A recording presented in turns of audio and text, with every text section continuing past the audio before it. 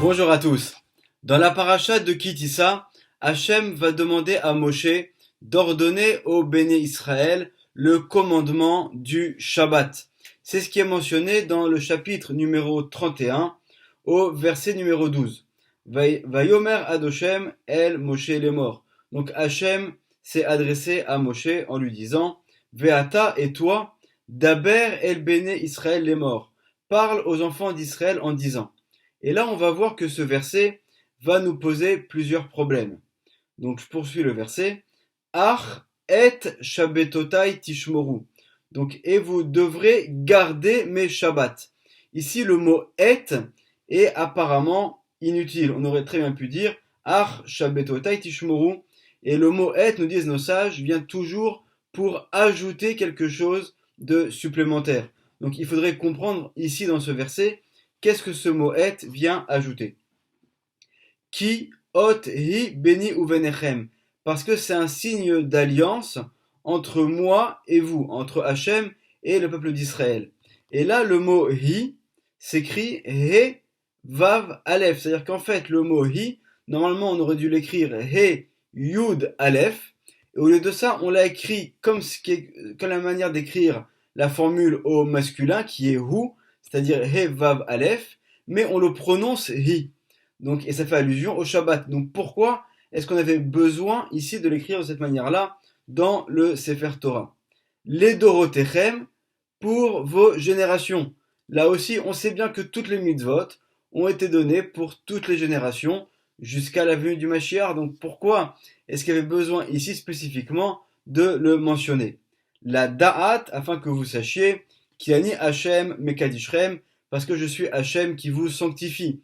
Et là aussi, on sait bien que les mitzvot vont venir pour sanctifier le peuple d'Israël. Et en fait, Hashem, par l'intermédiaire de ces mitzvot, il va permettre au peuple d'Israël d'être un peuple qui est sanctifié, qui est saint et qui vient se distinguer des nations. Donc pourquoi est-ce qu'il y avait besoin de nouveau de le mentionner de manière spécifique en ce qui concerne le Shabbat?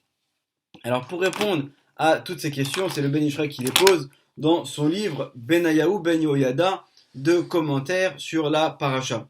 Et donc pour y répondre, il va nous rappeler un principe qu'on avait déjà énoncé dans le passé, mais qu'on va, Bezrat Hashem, essayer un peu plus d'approfondir, qui est que le temps et l'espace sont des créations d'Hachem. Et en fait, au niveau du temps, il y a deux systèmes de temps qui fonctionnent en parallèle. On a le système des Yamim et le système des Zmanim.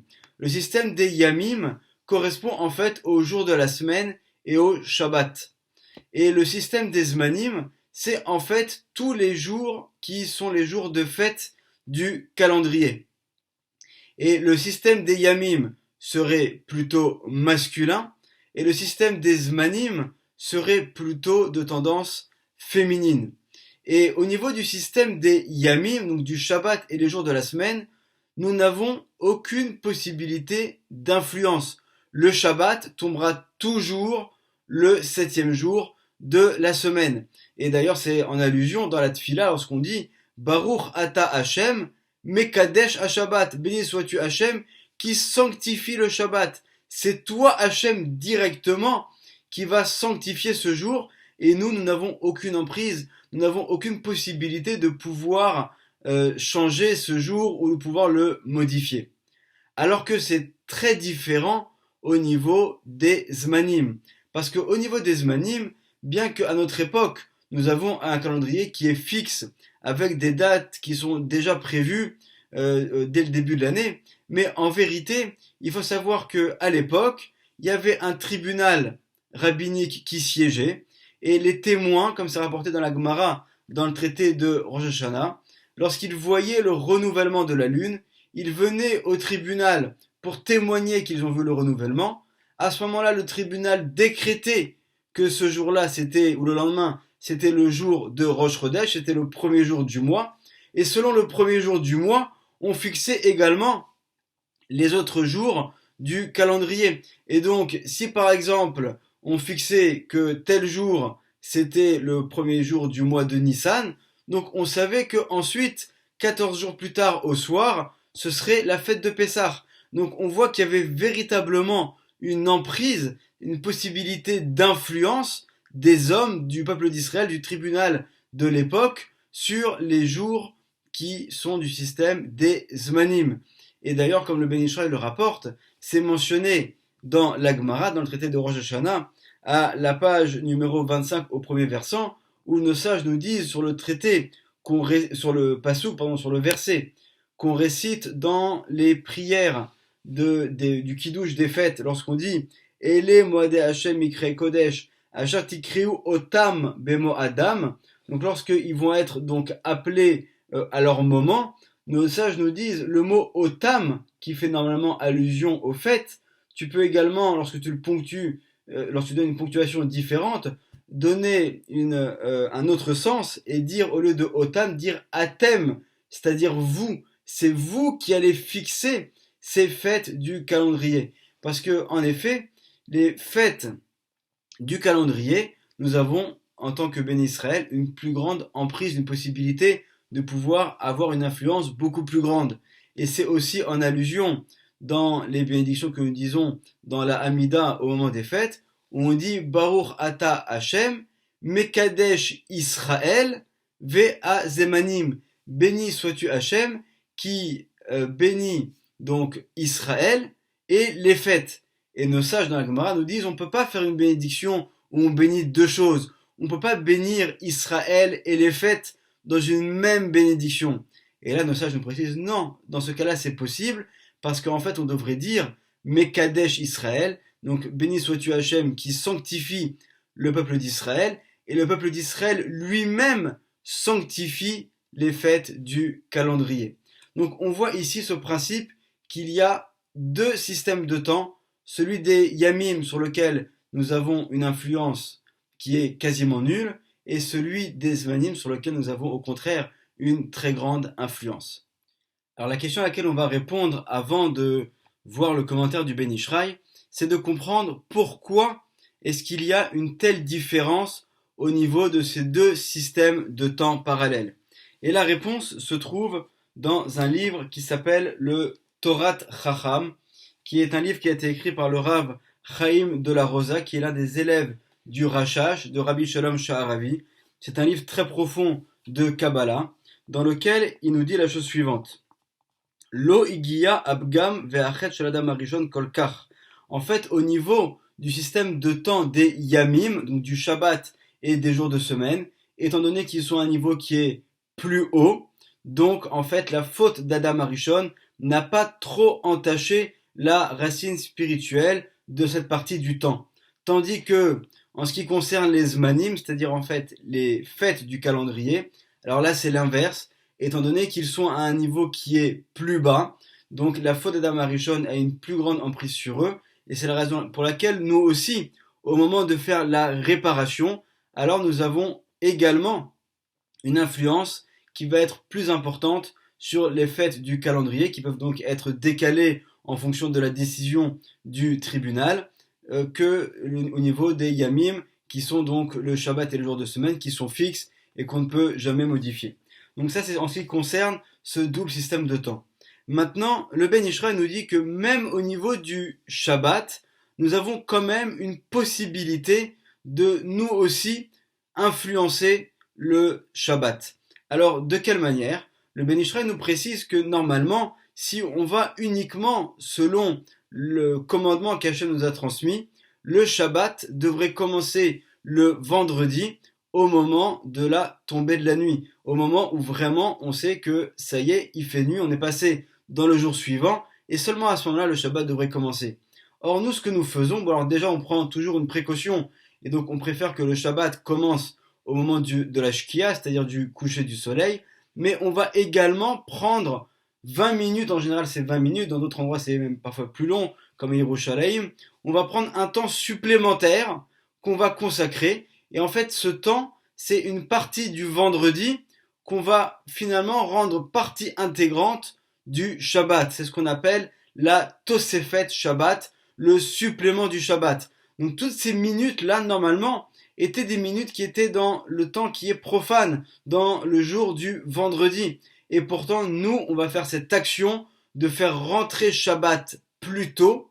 Donc on a une possibilité Donc on voit bien malgré tout cette possibilité d'influence au niveau du Shabbat, où au lieu de le faire rentrer au moment qui a été prévu et au moment du commandement qui a été donné par Hachem, on va donc donner un petit peu de nous-mêmes, donner de notre temps à nous qui est profane et le transformer en un temps qui va être Kodesh, qui va être saint, qui va faire partie du Shabbat. Et donc là, selon ce que nous dit le Ben Ishraï, on a nous aussi une possibilité d'influencer et de contribuer à la sainteté du Shabbat au-delà de ce que Hachem a déjà fixé et au-delà des limites sur lesquelles nous n'avons aucune influence. Et donc tout cela, c'est en fait en allusion dans notre verset. Et donc on va reprendre les termes du verset mot à mot et on va voir comment est-ce que cette explication du Ben Ishraï est tout à fait compatible et correspondante avec les termes du verset et ça va répondre à toutes les questions qu'on s'était posées. Donc si on reprend le verset, il est écrit Ach et shabbatotai tishmoru. Donc vous devrez garder mes shabbats. Si on avait juste écrit Ach shabbatotai tishmoru, vous garderez mes shabbats, alors on aurait compris que l'obligation est uniquement de garder, de respecter le Shabbat selon les limites que nous a donné Akadosh Baruch Hu, c'est-à-dire depuis l'entrée du Shabbat jusqu'au lendemain soir, le samedi soir, au moment où il y a 3 étoiles, où le Shabbat se termine. Mais en mettant le mot et qui vient, comme le disent nos sages, toujours pour ajouter quelque chose, alors ce mot et ici vient en fait faire allusion à la Tosefet Shabbat. Il vient faire allusion à cette partie que nous allons ajouter à ces minutes que nous allons consacrer du vendredi et les rendre partie intégrante du Shabbat. Donc c'est ce que nous demande Hachem. Il ne veut pas juste qu'on fasse les mitzvot de manière sèche et stricte et dans la stricte limite qu'il nous a donnée, mais il veut également qu'on ajoute des embellissements à la mitzvah, qu'on vienne nous aussi contribuer et donner de nous-mêmes dans l'accomplissement des mitzvot. Et donc c'est à cela que fait allusion ce mot et. Donc il vient faire allusion à la Tosefet Shabbat.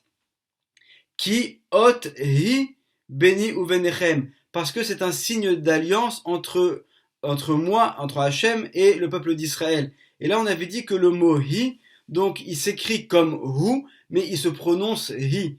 Pourquoi? Parce qu'en fait le mot hi, donc qui est au féminin, fait allusion à la partie qui est plutôt celle qui va être là pour recevoir, donc c'est le peuple d'Israël, c'est cette partie que nous allons contribuer, donc c'est la Tosefet Shabbat que nous allons donner en ce qui concerne le Shabbat, mais on peut également le lire hu, parce que cette Tosefet, elle prend toute sa force de la partie qui est plutôt masculine, qui vient pour donner, et qui est celle que va donner Akadosh Baruch Hu. Donc finalement, dans ce mot-là, dans ce mot hi, qui s'écrit hu, mais en fait qui se prononce hi, donc qui s'écrit il, mais qui se prononce elle, on fait en fait allusion à l'union du Shabbat, qui est la partie du Shabbat elle-même que donne Akadosh Baruch Hu, et la partie également que nous aussi, nous allons donner pour finalement former un tout, qui est le Shabbat. Les Dorotechem, pour toutes les générations. Pourquoi est-ce que c'est précisé ici? Parce que ce que nous faisons, en fait, de prendre du temps qui est profane, et de transformer en un temps qui va être kadosh, qui va être saint, alors c'est également ce qu'il y aura plus tard les Dorotechem, c'est ce qu'il y aura lorsque viendra le Mashiach, et où tout le temps va devenir saint parce qu'on va s'élever à un niveau supplémentaire. Donc en fait, ces quelques minutes que nous prenons en plus le vendredi pour les rendre des Tosefet Shabbat, c'est déjà une allusion de la Géoula. Ces minutes-là, elles ont un goût de la Géoula parce qu'au moment où viendra le Mashiach, c'est ce qui se passera et tout le temps qui est profane va s'élever de niveau et devenir kadosh. La da'at, afin que vous sachiez, qui ani Hachem mekadishrem, parce que je suis Hachem qui va vous sanctifier. En fait, pourquoi est-ce que c'est spécifiquement mentionné pour le Shabbat?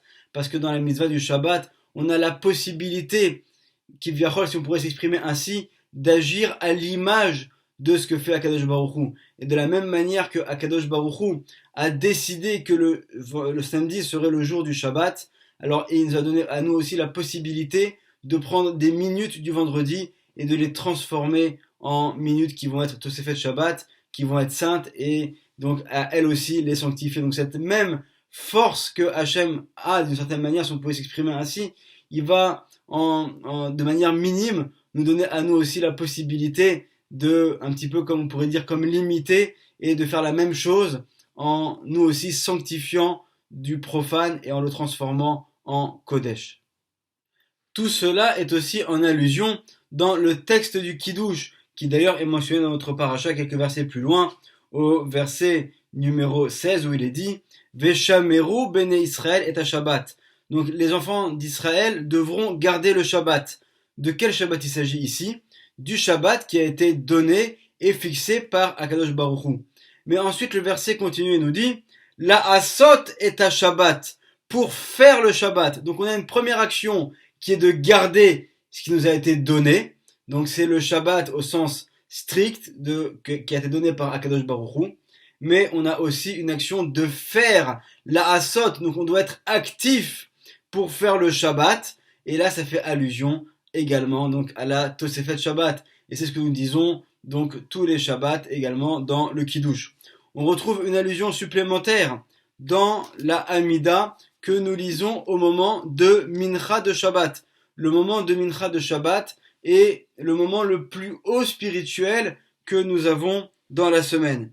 Et dans le texte, il est dit, donc en ce qui concerne le Shabbat, Menuchat Ahava Undava, Menuchat Emet Ve'emuna, Menuchat Shalom Ashket Vavetach, Menuchat Shelema Sheata Urotseva.